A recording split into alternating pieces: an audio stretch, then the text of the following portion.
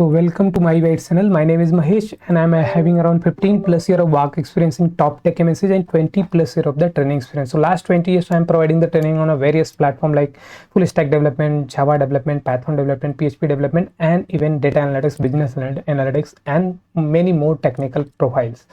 तो आज की सीरीज़ में मैं ये पाइथन की सीरीज़ हमने स्टार्ट किया है। इसकी फर्स्ट वीडियो है। इस फर्स्ट वीडियो में हम कवर करने वाले हैं introduction of Python. So core Python start किया। कोर पाइथन में मैंने सारे कॉन्सेप्ट कवर करने वाला हूँ।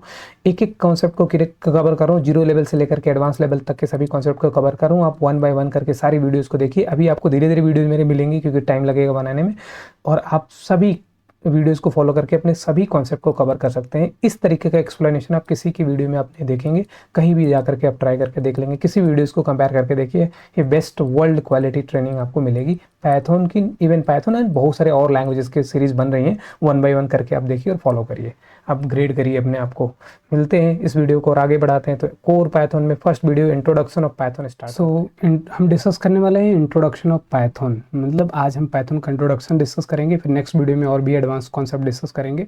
सबसे पहला पॉइंट है, फर्स्ट पॉइंट को अगर आप देख रहे होंगे उसमें मेंशन किया हुआ है मैंने कि it is a high level programming language. High level का मतलब होता है कि बहुत इजीली समझ में आने वाली लैंग्वेज है। बहुत सारी ऐसी लैंग्वेज हुआ करती थी जो लो लेवल लैंग्वेज होती थी, वो उनको समझना मुश्किल हो जाता था, जैसे कि असेंबली लैंग्वेज वगैरह होती थी। उनके बारे में बाद में बात करेंगे। अभी सिंपली आपको ये समझना है हाई लेवल का मतलब हो जो कि ईजिली समझा जा सके। हाई लेवल, उसका स्टैंडर्ड थोड़ा हाई हो। तो अब ये पहला पॉइंट ये ध्यान रखना है कि हम लैंग्वेज सीखते ही क्यों हैं। तो जैसे हमारा ये कंप्यूटर है, तो कंप्यूटर में अगर हम क्या डालेंगे, सॉफ्टवेयर डालेंगे, तभी हमारा कंप्यूटर हमें कुछ चीज़ें करके देगा। तो मेरे कंप्यूटर को चलाने के लिए हमें सॉफ्टवेयर की ज़रूरत होती है। तो सॉफ्टवेयर का डेफिनेशन होता है कलेक्शन ऑफ प्रोग्राम्स। बहुत सारे प्रोग्राम्स को मिलाकर हम सॉफ्टवेयर बनाते हैं। तो सॉफ्टवेयर जो प्रोग्राम्स लिखे जाते हैं वो प्रोग्रामिंग लैंग्वेज में लिखे जाते हैं। तो कौन सी लैंग्वेज हम लोग चूज़ कर रहे हैं, पाइथन लैंग्वेज में हम क्या लिखेंगे, प्रोग्राम्स लिखेंगे। क्या लिखेंगे, प्रोग्राम्स। और प्रोग्राम से क्या बन जाएगा, हमारा सॉफ्टवेयर बन जाएगा। सॉफ्टवेयर बन करके हमारा सॉफ्टवेयर काम करने लग जाएगा। कोई भी हमारे हिसाब से जो हम काम कराना चाहते हैं करा सकते हैं। तो इसी टर्म में हम आगे बढ़ते हैं। तो पाइथन हमारी एक हाई लेवल प्रोग्रामिंग लैंग्वेज है, ये ध्यान रखना है, हाई लेवल प्रोग्रामिंग लैंग्वेज। अब दूसरा पॉइंट इसका ये ध्यान रखना, पॉइंट नंबर 2 क्या है, ये ध्यान रखना है। It is developed by Guido van Rossum. So ये जो डेवलपर हैं, हमारे डेवलपर साहब, इन्होंने इसको डेवलप किया है। अब कब डेवलप किया, 1991 में। इट इज़ डेवलप्ड इन 1991 में। कहाँ पर डेवलप हुआ, फर्स्ट वर्जन इसका कब आया, पहला वर्जन कब आया, तो इसका थोड़ा ध्यान रखना है। सेंट्रम विस्कंडे एंड इन्फॉर्मेटिका, ये CWI नीदरलैंड की एक लैबोरेटरी थी जहाँ पर इन्होंने इसको डेवलप किया। नेक्स्ट पॉइंट इसका ध्यान रखना है कि Python is named after the British comedy group. ये एक इम्पॉर्टेंट पॉइंट ध्यान रखना है आपको कि पाइथन क्या है।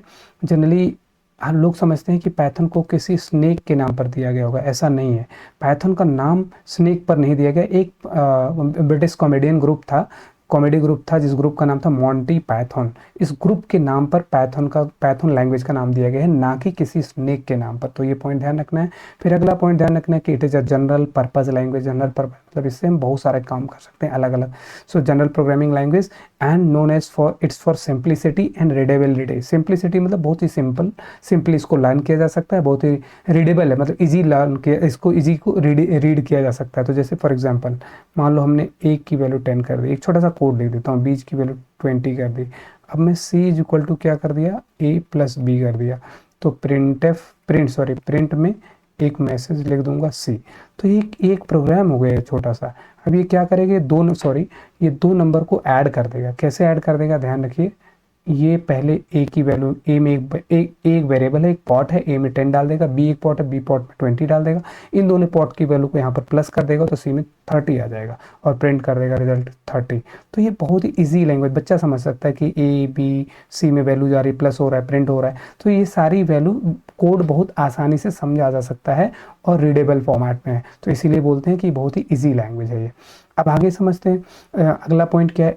It supports multiple paradigm. ये पैराडिम का क्या मतलब है, सो एक कॉन्सेप्ट है प्रोसीजरल ओरिएंटेड, फिर एक है ऑब्जेक्ट ओरिएंटेड और एक है फंक्शनल। सो पाइथन जो है 3 टाइप के किसको सपोर्ट करती है, 3 टाइप ऑफ पैराडाइम मतलब ओरिएंटेशन को सपोर्ट करती है। तो प्रोसीजरल ओरिएंटेड होता है जो फंक्शनल होते हैं, जनरली जो फंक्शन बेस्ड कोडिंग होते हैं। प्रोसीजर बोलते हैं एक सेट ऑफ इंस्ट्रक्शंस जो दिए होते हैं एक फंक्शन में, उसको हम लोग एक प्रोसीजर बोलते हैं, तो प्रोसीजरल है। फिर ऑब्जेक्ट ओरिएंटेड क्या होता है इसको डिटेल में हम डिस्कस करेंगे। प्रोसीजरल क्या होता है ये भी आगे डिटेल में डिस्कस करेंगे, बस अभी आपको समझना है कि तीनों को सपोर्ट करती है कौन, पाइथन लैंग्वेज।